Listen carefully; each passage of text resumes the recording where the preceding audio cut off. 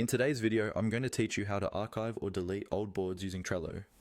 This guide is perfect for those looking to declutter their workspace and keep their projects neatly organized.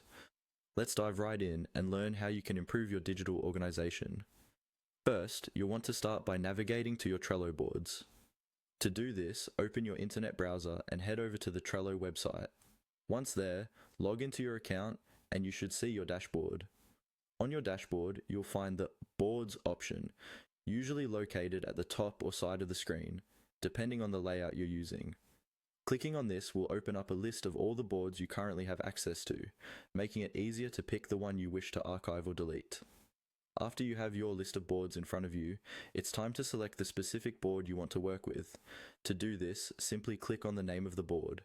This action will open the board, displaying all the lists and cards contained within.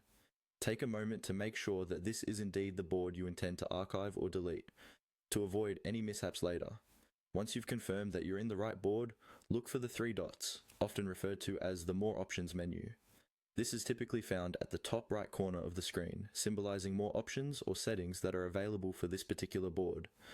Clicking on these three dots will open a drop-down menu presenting several different management options. From the drop-down menu, search for the Close Board option. Once you've located it, go ahead and click on it. Closing a board is a temporary action. It removes the board from your visible workspace without permanently deleting it. So don't worry, you can still bring it back later if needed by going into the Closed Board section and reopening it.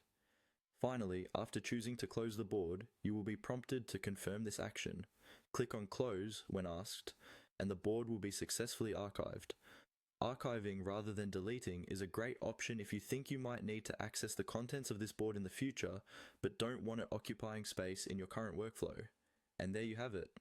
By following these simple steps, you've successfully archived or removed unnecessary boards from your Trello workspace, keeping your digital environment clean and efficient.